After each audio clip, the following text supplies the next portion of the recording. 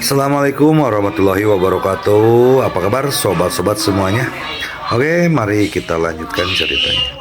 Bab 176. Jin Lingbin menghadapi dua ayah. Di jalan raya, Volkswagen melaju dengan cepat, dan BMW G-Fei mengikuti dari belakang. Meskipun dia tidak yakin pihak lain itu adalah Chen Zhongcheng, dia yakin pasti ada yang salah dengan mobilnya. Jarak antara kedua mobil dijaga sekitar 500 meter, untuk memastikan mobil di depan tidak mencurigai mobil G-Fei. Berhenti di area servis di depan, tiba-tiba Chen Zhongcheng berkata, "Baiklah, Saudara Chen." Pengawal itu mulai melambat. Melihat mereka melambat, G-Fei juga melambat. Chen Zhongcheng segera menunjukkan kewaspadaan, ada yang tidak beres dengan mobil di belakang. Jernih, setelah pengawal itu selesai berbicara, dia mengemudikan mobilnya ke area servis. Saat mobil mereka berhenti, mobil G-Fei juga masuk dan berhenti. Karena saat itu malam dan tidak ada mobil lain di seluruh area servis, mobil G-Fei baru saja berhenti, yang menarik perhatian Chen Zhongcheng dan 3 orang lainnya. G-Fei pura-pura tidak peduli. Saat dia turun dari mobil, dia memegang 2 tisu di tangannya dan menuju ke kamar mandi. Kedua pengawal saudara Chen tiba-tiba berbalik dan menarik pelatuk G-Fei. Tiba-tiba saja, sangat cepat, mereka bergerak cepat. G-Fei bergerak lebih cepat. Handuk kertas di tangannya berubah menjadi 2 balok putih dan ditembakkan. Saat mengenai peluru di udara, beberapa bagian terlepas, namun bagian lainnya secara akurat tertanam di lengan kedua orang tersebut. Patah, patah, dengan suara pistol yang jatuh ke tanah, kedua pengawal itu menjerit kesakitan.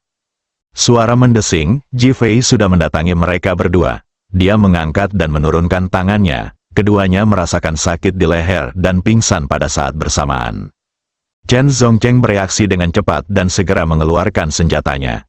"Chen Zhongcheng, jika kamu tidak ingin mati, jangan bergerak." G-Fei tiba-tiba berteriak kebingungan. Chen Zhongcheng tidak menyangka G-Fei mengenalnya, jadi dia tercengang. Meski baru pertama kali bertemu G-Fei, ia pernah melihat foto G-Fei. Dia menatap G-Fei dengan mata dingin. "Kamu belum mati. Karena aku di sini, bukankah pertanyaanmu tidak perlu? Aku tidak heran kamu tidak mati, tapi aku terkejut kamu ada di sini. Karena kamu terkejut, ikutlah denganku, saatnya kita bicara bersama. Oke, tapi kamu mungkin kecewa, aku tidak akan memberitahumu apapun." Chen Zhongcheng menurunkan tangannya dan tampak tenang dan tenang. "Kuharap begitu." G-Fei bertindak santai. Dia melemparkan 2 pengawal tak berguna itu ke bagasi mobil, melemparkan Chen Zhongcheng ke dalam mobil, dan langsung berkendara kembali ke rumah sakit Boai. Dalam perjalanan, saya menerima telepon dari Phoenix bahwa dia telah menyelesaikan misinya dan kembali. Setelah G-Fei tiba, Feng Huang membawa kedua pengawal itu pergi dan membawa Chen Zhongcheng ke ruangan terpisah. Jin Lingbin diikat, dilempar ke tanah, dan mulutnya ditutup rapat. Melihat G-Fei masuk bersama Chen Zhongcheng, matanya penuh rasa tidak percaya, berjuang mati-matian tetapi tidak mampu mengeluarkan suara. Ketika Chen Zhongcheng melihat Jin Lingbin, dia masih bersikap sangat tenang, seolah semuanya sesuai ekspektasi. G-Fei memandang Feng Huang dan berkata, bahwa Jin Minglu masuk. Wajah Chen Zhongcheng menunjukkan keterkejutan untuk pertama kalinya. Dia mendengar Hua Yun berkata bahwa Jin Minglu mengalami pendarahan otak dan mengira dia sudah mati. Feng Huang keluar, dan dalam 2 menit, Jin Minglu masuk dengan mengenakan gaun rumah sakit. Ketika dia melihat Chen Zhongcheng, dia segera mengangkat alisnya. Saat dia hendak berbicara, matanya tertuju pada Jin Lingbin yang terbaring di tanah. Dia segera mendekat dan berkata, "Lingbin." Setelah mengeluarkan benda itu dari mulut Jin Lingbin, matanya penuh kekhawatiran. "Ayah." Jin Lingbin mendapatkan kembali kebebasannya dan berkata tanpa berpikir. Jin Minglu mengira dia memanggilnya. Dia berpikir untuk bermain dengan Jin Lingbin setiap hari ketika dia masih kecil dan menunggangi lehernya seperti kuda besar. Dia bersemangat. "Lingbin tidak takut. Ayah ada di sini." Setelah mengatakan itu, segera lepaskan ikatannya. Jin Lingbin sudah bebas, dan Jin Minglu dengan cepat mengulurkan tangan untuk memeluknya. "Pergi, dasar orang tua." Jin Lingbin mendorong kuat-kuat dengan tangannya, mendorong Jin Minglu ke tanah, dan berlari ke arah Chen Zhongcheng. "Ayah, apa yang terjadi?" Ledakan, senyuman kebapaan di wajah Jin Minglu masih tergantung di wajahnya. Tetapi dia sangat terkejut hingga dia tidak dapat berbicara, dan dia berdiri di sana dengan bodoh. Meskipun dia tahu bahwa Jin Lingbin bukanlah putranya dan bahwa dia adalah putra Chen Zongcheng, bagaimanapun juga, dia telah membesarkannya selama lebih dari 20 tahun dan sekarang dia tidak sebaik Chen Zongcheng, yang membuatnya patah hati. Penghinaan, amarah, bahkan ada semacam amarah yang ingin mengawam. Chen Zongcheng menepuk bahu Jin Lingbin. Apakah kamu ditangkap oleh mereka dari ibu kota provinsi? Ya, wanita jalang inilah yang merayuku dan menangkapku. Jin Lingbin memikirkan kekuatan Chen Zongcheng dan merasa percaya diri, jadi dia dengan marah menyebut Feng Huang menyebalkan. Phoenix tersenyum dan tidak berkata apa-apa, tapi matanya dingin. Jin Lingbin sudah mati di matanya. Ji Fei tidak memperhatikan, tapi menatap Jin Minglu. Bagaimana perasaanmu saat melihat cinta yang mendalam antara ayah dan anak? Wajah Jin Minglu pucat, dan dia mengepalkan tangannya. Chen Zongcheng, kamu adalah pria yang membalas kebaikan dengan kebencian. Sebelum Chen Zongcheng dapat berbicara, Jin Lingbin berteriak dengan marah. Jin Minglu, orang tua, jangan bicara omong kosong di sana. Hati-hati dan aku akan segera membunuhmu dengan pendarahan otak lagi. Haha, Chen Zongcheng tertawa. Lingbin mengatakannya dengan baik. Jin Minglu, apakah menurutmu kamu begitu beruntung bisa berdarah lagi dan bertahan hidup? Dada Jin Minglu naik turun, tidak pernah menyangka bahwa orang pertama yang mengutuknya adalah Jin Lingbin, dasar anak serigala. Jin Lingbin, terima kasih. Sejak saya masih kecil, Anda telah mengatakan kepada saya untuk hanya memandang uang dan kepentingan. Ini adalah hasil yang baik dari pendidikan Anda. Haha. Jangan malu dan tertawalah sepenuh hati. Jin Minglu merasakan tekanan darahnya mulai meningkat. Beralih untuk melihat Ji Fei. Bunuh dia, bunuh mereka, dan aku akan memberitahumu berita tentang masyarakat Tianmen dan rahasia keluarga Chen. Tidak ada apapun di dunia ini yang membuatnya lebih marah daripada memiliki serigala bermata putih, dan dia benar-benar putus asa. Ji Fei tersenyum dan menggelengkan kepalanya. Aku telah menyelamatkanmu sekali. Inilah yang harus kamu katakan padaku, dan aku dapat menangkap Chen Zongcheng dan yang lainnya dengan begitu mudah. Apakah aku masih tidak dapat menemukan rahasia ini? Ekspresi Jin Minglu menjadi gelap. Namun, jika Anda memberitahu saya berita yang bermanfaat, saya mungkin akan memberitahu Anda berita yang lebih menarik. Ji Fei menambahkan, berita apa? Ji Fei tetap diam. Pendiri masyarakat Tianmen adalah seorang wanita. Runtuhnya keluarga Zhou adalah alasan terbentuknya masyarakat Tianmen. Di permukaan, keluarga Chen adalah pengendali masyarakat Tianmen. Namun nyatanya ada orang lain di baliknya. Bahkan ketika keluarga Ji dihancurkan, masyarakat Tianmen juga terlibat. Setelah Jin Minglu selesai berbicara, dia berhenti dan menatap Chen Zongcheng. Mata Chen Zongcheng menjadi tajam. Ji Fei bertindak sangat alami dan bahkan tidak menganggapnya serius. Sialan, kamu orang tua, kamu tidak tahu apa-apa, dan kamu berbicara omong kosong, teriak Jin Lingbin. Haha, Jin Minglu tertawa sedih. Tentu saja saya tahu situasi sebenarnya. Karena saya dikirim oleh keluarga Chen untuk bekerja sebagai agen rahasia keluarga Zhou. Keluarga Chen lah yang mendukung perkembangan keluarga Jin kami.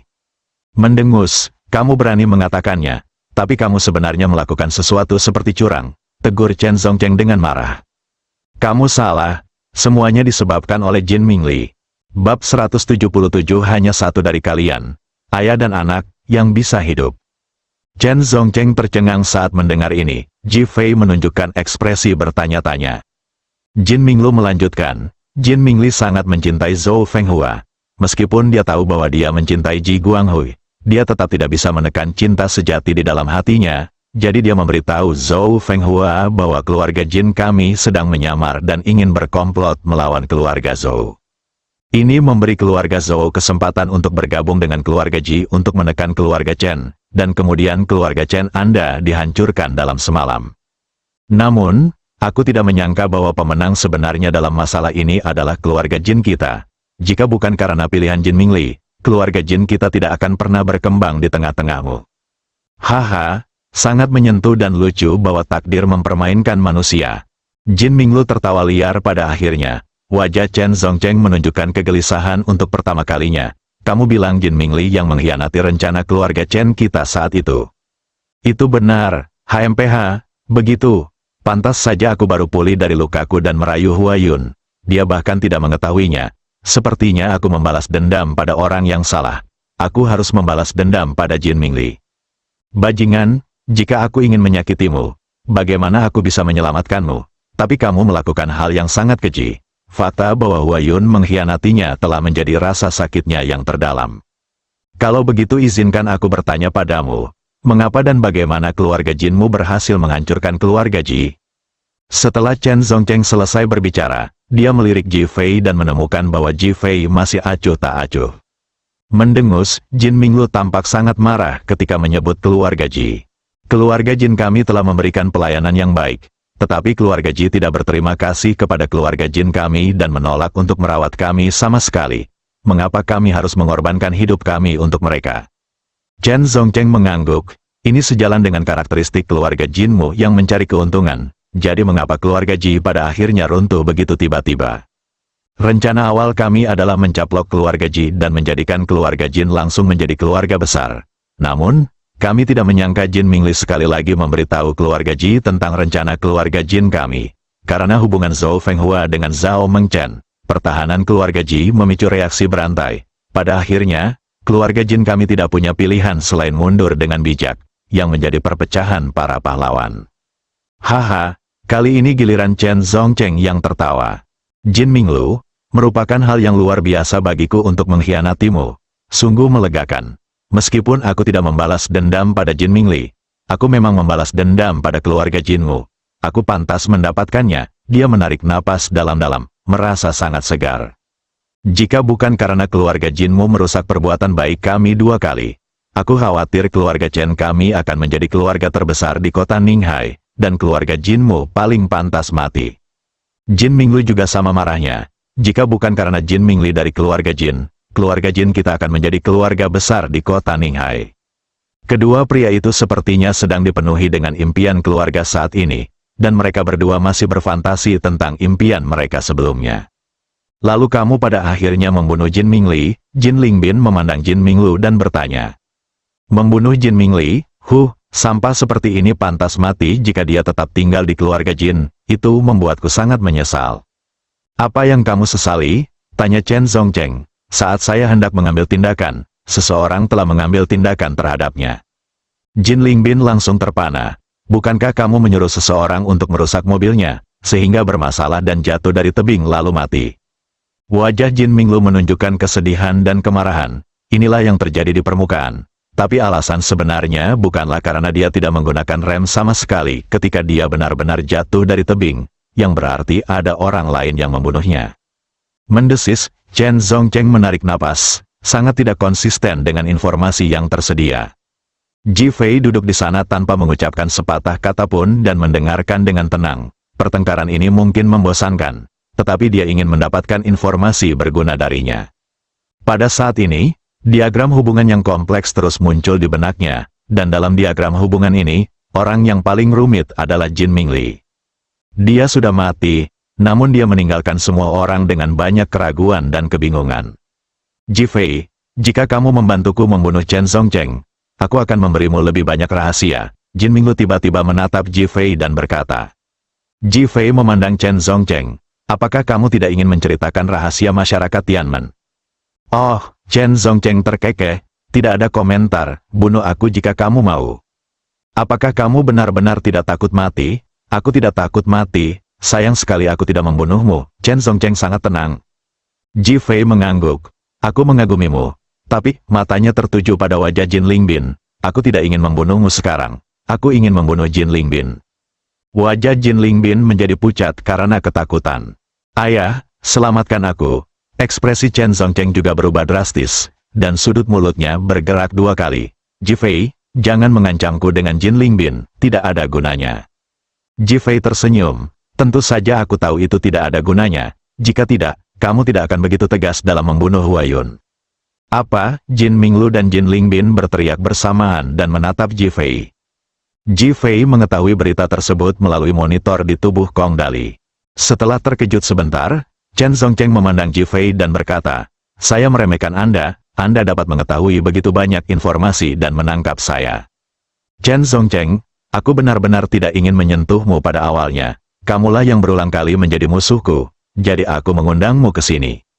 Aku membunuh Huayun. Aku tidak bisa membiarkan wanita yang mengetahui banyak rahasiaku tinggal di dunia ini. Chen Zongcheng memandang Jin Minglu dan Jin Lingbin dengan tenang dan berkata, seolah-olah dia sedang membunuh seekor semut. Hahaha, Jin Minglu tiba-tiba mengangkat kepalanya dan tertawa. Oke, pembunuhan yang bagus, saya senang. Wuho, di akhir kalimat, saya tidak bisa menahan tangis. Istri selingkuh yang diberikan Huayun padanya terlalu tinggi dan terlalu menggairahkan. Terutama pengakuan Jin Lingbin terhadap Chen Zongcheng sebagai ayahnya merupakan pukulan besar baginya. Tidak mungkin, ini tidak mungkin, bagaimana kamu bisa membunuh ibuku, dia ibuku? Jin Lingbin bergumam pada dirinya sendiri, tampak sulit dipercaya. Haha, Lingbin, kamu harus ingat bahwa orang yang paling penting di dunia ini adalah dirimu sendiri. Hanya kamu yang hidup yang merupakan kebahagiaan terbesar. Kehidupan orang lain hanyalah potensi ancaman. Berdebar, Jin Lingbin duduk di tanah, bang-bang. Ji Fei bertepuk tangan, sungguh filosofi hidup. Jin Lingbin, Jin Minglu memberitahumu bahwa hanya ada uang dan kepentingan di dunia. Dan ayahmu memberitahumu bahwa hidup sendiri adalah kebahagiaan terbesar di dunia. Menurutku hidupmu sungguh tidak sederhana. Ah, Jin Lingbin menutupi kepalanya dan berteriak histeris. Meskipun dia sangat egois, dia tidak bisa menerima kenyataan bahwa ibunya dibunuh. Ji Fei tiba-tiba berkata dengan suara yang dalam, Chen Zongcheng, Jin Lingbin, aku akan memberimu kesempatan sekarang. Hanya satu dari kalian, ayah dan anak, yang bisa hidup. Kalian pilih sendiri. Ledakan, ekspresi kedua orang itu berubah secara dramatis pada saat bersamaan. Mulut Chen Zongcheng bergerak-gerak berulang kali. Ji Fei, kamu sangat kejam. Jin Lingbin menatap Ji Fei dengan tatapan kosong. Haha, oke, Ji Fei, pilihanmu bagus. Bab 178 Pembunuhan Ayah dan Anak. Chen Zongcheng merasa sangat gembira saat mendengar teriakan Jin Minglu. Di masa lalu, kebahagiaan terbesarnya adalah mengendalikan hidup dan mati orang lain. Saya tidak pernah berpikir bahwa suatu hari saya akan dikendalikan oleh orang lain. Ji Fei, jika kamu membunuhku, kamu akan menderita balas dendam yang lebih gila lagi dari Tianmen. Jangan berani-berani membunuhku karena aku masih berharga bagimu. Lagi pula, kamu tidak akan membunuhku sama sekali. Membunuhku tidak akan ada gunanya sama sekali. Haha, semakin banyak Chen Zongcheng berbicara, semakin percaya diri dia, dan akhirnya tertawa terbahak-bahak. Oh, Ji Fei terkekeh, karena kamu tidak terlalu ingin mati, bunuh saja Jin Lingbin. Selama kamu membunuh Jin Lingbin, aku akan membiarkanmu hidup. Senyuman di wajah Chen Zongcheng langsung membeku. Jin Lingbin tanpa sadar mundur selangkah. Ayah, jangan bunuh aku anak kandungmu. Memikirkan Chen Zongcheng membunuh ibunya tanpa ampun, Jin Lingbin masih merasakan ketakutan dari lubuk hatinya yang terdalam terhadap ayah di depannya. Chen Zongcheng menatap Ji Fei. Kamu mesum, kamu bisa bertahan hidup bahkan jika kamu mau, jadi buatlah pertanyaan pilihan ganda yang akan membuatmu bertahan hidup. Nada suara Ji Fei tenang, mengungkapkan kekuatan mendominasi dalam mengendalikan hidup dan mati. Pada saat ini, dia tampak seperti dewa yang bisa mengendalikan nasib manusia. Padahal Chen Zongcheng, orang yang selalu menganggap dirinya superior dan penuh kesombongan, masih penuh rasa takut dan ketakutan di dalam hatinya. Faktanya, Chen Zongcheng sangat ketakutan, seperti yang dia katakan, tidak ada yang lebih baik di dunia ini selain hidup. Kini, pertanyaan pilihan ganda Ji Fei membuatnya sangat bingung. Ia sangat senang saat mengetahui bahwa Jin Lingbin adalah putranya. Namun, saat dia benar-benar menghadapi kematian, dia tetap tidak bisa menyerahkan nyawanya. Jin Lingbin berdiri di sudut dengan ekspresi kebingungan di wajahnya, bahkan memohon, dia berharap untuk hidup dengan baik, memikirkan uang di kartu banknya dan kehidupan bebas dan tidak terkendali yang bisa dia miliki, hidup lebih penting dari apapun. Bisa kedua ayah dan anak tersebut memendam niat jahat saat ini, masing-masing sangat rumit dan penuh dengan keterikatan yang tak ada habisnya. Hahaha, Chen Zongcheng tertawa sedih. Ji Fei, kamu cukup kejam, lupakan, aku juga sudah tua, Lingbin masih muda, dan masa depan adalah miliknya. Melihat Jin Lingbin, aku membunuh ibumu hari ini, dan aku juga merasa malu di dalam hati. Jangan khawatir, aku memilih untuk mati dan membiarkanmu hidup. Air mata Jin Lingbin jatuh. Ayah, terima kasih, terima kasih. Suaraku tercekat oleh isak tangis dan air mata mengalir di wajahku. Chen Zongcheng mengangkat tangannya dan menyeka matanya. Bocah bodoh, hiduplah dengan baik, berbahagialah, pilihlah kehidupan yang cocok untukmu di masa depan, dan jangan membalas dendam pada Ji Fei, kamu bukan tandingannya. Jin Lingbin mengangguk berulang kali. Ji Fei berdiri di dekatnya dan melihat ekspresi Chen Zongcheng dengan jelas, dengan senyuman di bibirnya dan rasa jijik terpancar di matanya. Jin Minglu menghela nafas lega, dia masih tidak tahan memikirkan Jin Lingbin dibunuh. Sekarang dia melihat Chen Zongcheng rela mati sendiri, dia merasa agak lega. Lingbin, datanglah padaku dan biarkan aku melihatmu. Chen Zongcheng tampak seperti dia akan mati, dengan cinta kebapaan yang mendalam di matanya. Ayah, Jin Lingbin langsung menerkam. Chen Zongcheng membuka tangannya dan memeluk Jin Lingbin. Hati-hati, dia akan membunuhmu, Ji Fei berteriak, dan Jin Lingbin kaget dan tubuhnya lemas. Engah, Chen Zongcheng memegang belati di tangan kanannya dan langsung menusuk lengan kiri Jin Lingbin. Jika Ji Fei tidak mengingatkannya, dia akan menerkamnya, menusuk bagian belakang jantungnya, dan mati di tempat. Jin Lingbin menjerit, lukanya sakit, jantungnya semakin sakit, dan bajunya langsung basah oleh darah.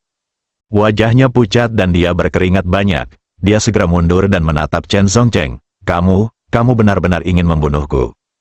Chen Zongcheng awalnya sengaja memikat Jin Lingbin, berharap untuk membunuhnya dengan satu pukulan agar tidak ada terlalu banyak kebencian dan rasa sakit.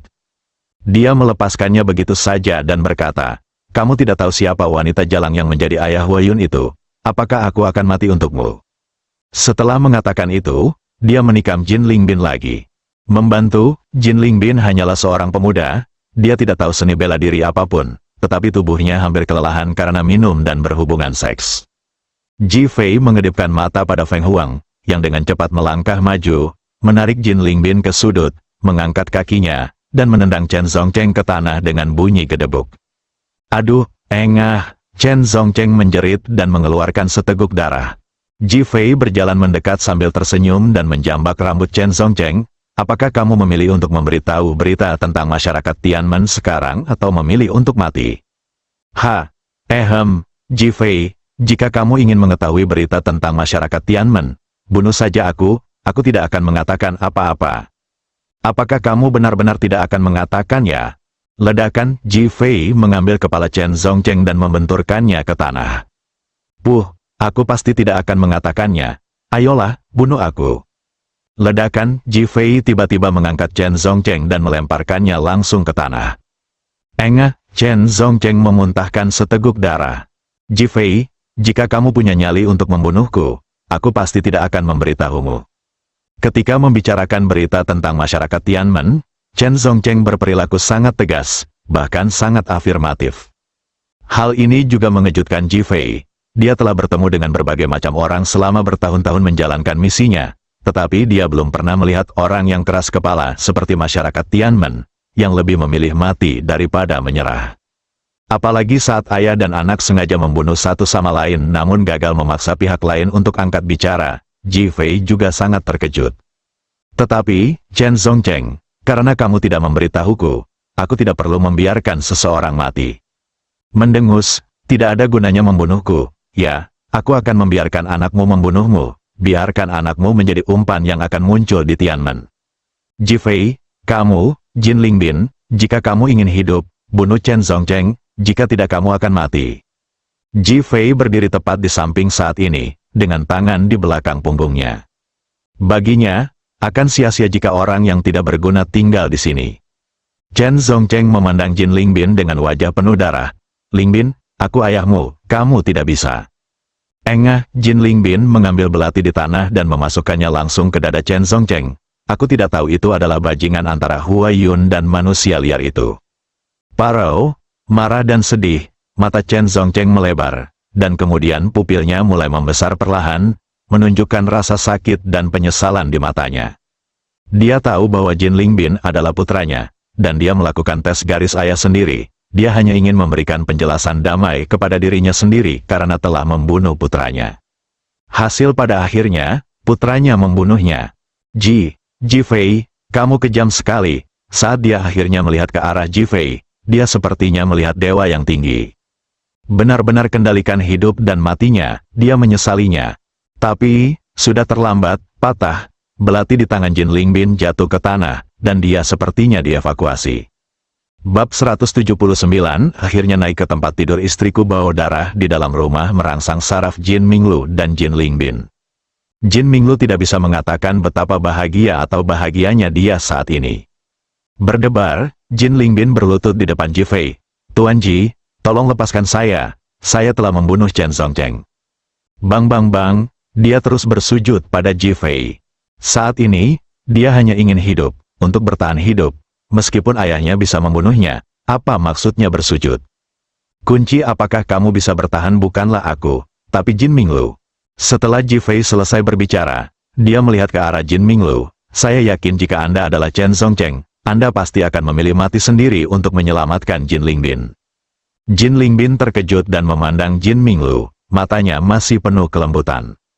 Memikirkan cinta Jin Minglu padanya di masa lalu, dia berlutut dan merangkak, "Ayah, tolong selamatkan aku tidak ingin mati." Sebuah teriakan membuat Jin Minglu menangis. Dia mengangkat tangannya dan menyentuh rambut Jin Lingbin. "Anak baik, jangan khawatir, aku tidak akan membiarkanmu mati." Dia menatap Ji Fei dan berkata, "Ji Fei, kamu menang, kamu benar-benar menang. Kamu membuatku mengungkapkan banyak informasi dalam kemarahan dan kebencian. Sekarang, di bawah ancaman ikatan keluarga, aku mengungkapkan lebih banyak hal. Kamu adalah pemburu sejati." Ji Fei tidak memperhatikan sama sekali. Menurutnya, perkataan Jin Minglu tidak masuk akal. Jika dia tidak bisa menampilkan permainan ini dengan baik, bagaimana dia bisa menjadi Raja Naga yang sebenarnya? "Ji Fei, sebenarnya kamu tidak perlu pergi memeriksa klub Tianmen." Ji Fei tidak berbicara, hanya melihat ke atas, karena akan ada panen di kota Ninghai setiap 10 tahun, dan banyak perusahaan akan tutup. 20 tahun yang lalu, karena konflik antara keluarga Chen dan keluarga Zhou, panen melanggar peraturan. 15 tahun yang lalu, karena keluarga Jin saya ingin mencaplok keluarga Ji, peraturan dilanggar lagi. 5 tahun lalu, sebuah orang yang tidak dapat dijelaskan muncul dan mengubah peraturan. Jika terjadi kerusakan lagi, perekonomian kota Ninghai akan jatuh ke dalam siklus yang aneh selama 5 dan 10 tahun. Tahun ini adalah 5 tahun lagi. Orang-orang di belakangnya mungkin memulai lebih awal dan tidak akan membiarkan orang memetik buah persik lagi. Jadi Anda hanya perlu duduk di kota Ninghai dan menunggu pihak lain mengambil umpannya. Tentu saja, umpannya pasti cukup besar. Wajah Ji Fei menunjukkan sedikit keterkejutan. Dia tidak menyangka hal seperti itu akan terjadi. "Sayalah yang melakukannya 5 tahun lalu. Tampaknya kali ini Tianmen akan muncul lebih awal, yaitu memanen terlebih dahulu agar tidak memetik buah persik lagi." Dia hanya tidak menyangka Chen Songcheng dan keluarga Jin akan bertemu dengannya, jadi mereka memutuskannya satu demi satu. Apakah masyarakat Tianmen ini benar-benar misterius? Jin Minglu mengangguk. "Ini sangat misterius. Sejujurnya, saya memberikan grup Jin kepada Hua Yun hanya untuk melindungi diri saya sendiri, karena jika saya tidak hati-hati, nyawa saya akan hilang. Kamu telah berada di kota Ninghai selama bertahun-tahun dan kamu tidak memiliki petunjuk apapun." Jin Minglu menggelengkan kepalanya, "Tidak ada petunjuk." Ji Fei sedikit kecewa. "Oke, saya mengerti. Kamu bisa pergi dan memulihkan diri." Dia melihat bahwa Jin Minglu tidak berbohong. Jin Minglu mengangkat kakinya dan berjalan pergi. Ketika dia sampai di pintu, dia tiba-tiba berhenti dan berkata, "Zhao Mengchen sepertinya ada hubungannya dengan keluarga Zhao di Ninghai." Setelah mengatakan itu, dia menatap Ji Fei. Ji Fei tidak berkata apa-apa, tapi hatinya bergetar lagi. Sejak dia berumur 8 tahun, dia bahkan tidak tahu tentang hubungannya dengan keluarga Zhao di sekitar ibunya. Berita ini tidak membuatku tertarik. Jin Minglu sedikit kecewa. Dia hanya ingin memastikan hubungan antara Ji Fei dan keluarga Ji. "Kamu tidak akan menyerang Lingbin lagi, kan?" Jin Minglu bertanya ragu-ragu. "Jangan khawatir, jika ku bilang aku tidak akan membunuhnya, aku tidak akan membunuhnya." "Terima kasih." Jin Minglu berbalik dan berjalan keluar. Berdebar, Jin Lingbin berlutut di depan Ji Fei. "Terima kasih, Tuan Ji, karena tidak membunuhku. Saya pasti akan mendengarkan kata-kata Tuan Ji di masa depan dan menjadi anjing paling setia Tuan Ji." Untuk bertahan hidup, Jin Lingbin meninggalkan martabatnya. "Jangan khawatir, kamu akan hidup dengan baik di dunia ini dan menikmati pemandangan indah yang tak terhitung jumlahnya di dunia." Patah, telapak tangan Ji Fei mengenai leher Jin Lingbin. menyebabkan dia pingsan di tempat. Bagaimana Raja Naga ingin menghadapinya? Feng Huang sangat bingung. Ji Fei berkata dia tidak akan membunuhnya, jadi dia pasti tidak akan membunuhnya. Jadi mengapa dia menerima pukulan yang begitu berat? Kunci dia dan berikan dia anggur berkualitas, makanan lezat, dan wanita cantik. Aku ingin dia menjadi umpan terindah. Raja Naga ingin mengumumkan bahwa dia membunuh Chen Zongcheng. Ji Fei mengangguk, ya, tapi ini hanya rencana awalku. Apa rencana Raja Naga selanjutnya? Biarkan Lao Qi datang dan berpura-pura menjadi Jin Lingbin selama periode ini. Kalau begitu kita juga bisa meminta yang lain untuk datang, mereka. Sebelum Phoenix bisa menyelesaikan kata-katanya, mata tajam Ji Fei telah membuatnya takut, seperti yang kamu perintahkan. Ingat, saya bukan lagi seperti dulu. Kali ini Lao Qi datang. Saya hanya ingin mencari tahu siapa masyarakat Tianmen. Jika saya tidak memiliki keterampilan, saya tidak akan pernah menggunakannya. Juga, tinggallah bersamaku di kota Ninghai dan lakukan urusanmu sendiri dengan baik. Jangan terlalu memperhatikan barang-barangku. Ikan dan udang kecil ini tidak akan menyakitiku. Phoenix menunduk dan tidak berani berbicara. Mengapa? Ji Fei akhirnya menghela nafas. Jangan tunjukkan dirimu padaku. Aku tidak ingin kamu dalam bahaya. Phoenix tiba-tiba mengangkat kepalanya. Matanya menunjukkan kegembiraan yang mendalam. Awasi Jin Minglu dengan cermat. Aku masih akan berguna untuk orang ini nanti. Kedua pengawal itu akan menginterogasinya dan mencoba mencari tahu sesuatu. Raja Naga, jangan khawatir. Ji Fei pergi. Hati Phoenix lebih manis daripada makan madu. Dia segera membuat panggilan. Dan seorang pria di sisi lain yang sedang membaca telapak tangan wanita menerima panggilan dari Phoenix. Dia melompat-lompat kegirangan, seolah-olah dia telah memenangkan lotre, dan bergegas langsung dari luar negeri ke kerajaan naga. Video Jin Lingbin membunuh Chen Zongcheng dengan cepat menyebar di internet. Namun, tidak semua orang dapat melihat video ini, hanya dapat dilihat melalui beberapa saluran bawah tanah, tetapi telah menimbulkan keributan. Ketika Ji Fei kembali ke villa, Li Ruoxi telah kembali. Melihat Ji Fei memiliki ekspresi santai di wajahnya dan tubuhnya utuh, dia benar-benar lega. Dekan tua dan yang lainnya baik-baik saja, cepat mandi dan istirahat. Li Ruoxi mendesak seperti menantu perempuan kecil. Wajah Ji Fei menunjukkan sedikit kebahagiaan dan rasa manis. 10 menit kemudian, ketika dia keluar dari kamar mandi, dia menemukan Li Ruoxi telah menggulung selimutnya. Sayang, kamu tidak membiarkan aku tidur. Wajah Li Ruoxi memerah. Ia menepuk bantal di tengah tempat tidur dengan tangannya. Ini garis pemisahnya. Kamu tidur di sana, aku tidur di sini. Ji Fei, Li Ruoxi merasakan wajahnya terbakar dan berkata dengan cepat, jangan terlalu banyak berpikir, aku sedikit takut hari ini, aku bisa tidur lebih nyenyak dengan kamu di sisiku. Sayang, apa kamu tidak punya pisau di bawah bantalmu? Li Ruoxi, wuho, Li Ruoxi ingin berteriak dengan marah, tapi Ji Fei sudah menutup mulutnya. Ji Fei langsung melompat ke tempat tidur dan mematikan lampu samping tempat tidur dengan cepat. Pergi tidur, akhirnya naik ke tempat tidur istri saya. Bab 180 Ji Fei adalah babi saat ini. 7 wajah orang muncul di layar lebar, tetapi wajah masing-masing orang memakai topeng, dan tidak ada yang bisa melihat wajah satu sama lain dengan jelas. Mereka sedang mengadakan konferensi video. Orang pertama yang berbicara adalah seorang wanita. Kali ini Asosiasi Tianmen mengambil tindakan. Chen Zongcheng adalah contoh tipikal kerugian kecil. Jika bukan karena anak haramnya Jin Lingbin dan wanita Huayun, hal seperti itu tidak akan pernah terjadi. Telah terjadi. Suaranya tajam dan penuh tuduhan. Meskipun dia mengenakan topeng dan dipisahkan oleh internet, semua orang bisa merasakan kemarahan yang mendalam dan aura kuat yang terpancar dari tubuhnya. Mendengus, apa gunanya membicarakan hal ini sekarang? Bagaimana mengatasi masalah kerugian kita? Dia telah membuang 20 miliar, kata seorang pria pendek dengan nada kaku di Longguoyu. Bising, apa yang kamu perdebatkan sekarang? Bisakah berdebat dan mengeluh menyelesaikan masalah sekarang? Apa kamu tidak tahu akar penyebab masalah ini? Sekarang izinkan saya berkata, bunuh Ji Fei yang merusak barang-barang baik kita. Lalu aneksasi Xinli ini cukup untuk meningkatkan perekonomian kota Ninghai. Tidak ada hal lain yang penting. Pembicaranya adalah orang barat yang tinggi. Saya pikir apa yang dikatakan Jefferson tentang masalah ini masuk akal, dan kita harus secara aktif menyelesaikan masalahnya. 5 tahun lalu, panen kita di kota Ninghai gagal karena tiba-tiba ada orang, dan 5 tahun terbuang percuma. Anda harus mendapatkannya kembali untuk selamanya semua. Oke, biarkan aku yang mengatur ini. Wanita yang berbicara lebih dulu menyela mereka. Tuan, saya pikir Anda sendiri yang harus menangani masalah ini, kata pria kecil itu. Fuji, apakah ini giliranmu yang mengurus urusanku?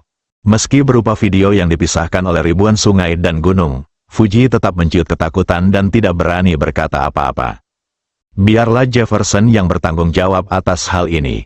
Tuan, mengapa Anda membiarkan dia mengambil alih? Fuji segera menunjukkan ketidakpuasan.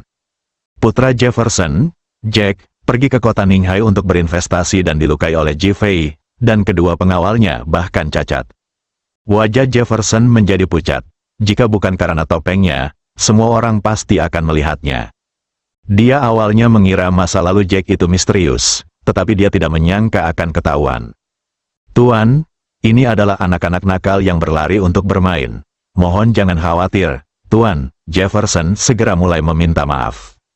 Tidak apa-apa, karena anak-anak suka nakal, ayo berlatih keras, mungkin mereka akan menjadi elit di klub Tianmen kita. Jefferson tahu bahwa pemilik pintu sedang marah, sekarang dihadapkan pada tugas itu, dia hanya bisa bertahan dan berkata, jangan khawatir, pemilik pintu, saya akan berusaha sebaik mungkin untuk melakukan ini dengan baik. Kami menunggu kabar baik Anda dapat menangani sendiri berbagai hal seperti modal awal, dan kami juga akan memberi Anda lebih banyak dividen keuntungan di masa mendatang. Jefferson sangat tertekan. Dia tahu bahwa kata-kata penghiburan ini sebenarnya adalah hukuman terselubung. Namun, saya harus gigit jari dan menyetujuinya. Jika tidak, akibat penolakan bisa jadi Anda langsung mati dan menghilang sebagai anggota rapat. Pertemuan sudah selesai. Perlakuan dan peringatan pemilik pintu kepada Jefferson sangat mengejutkan semua orang.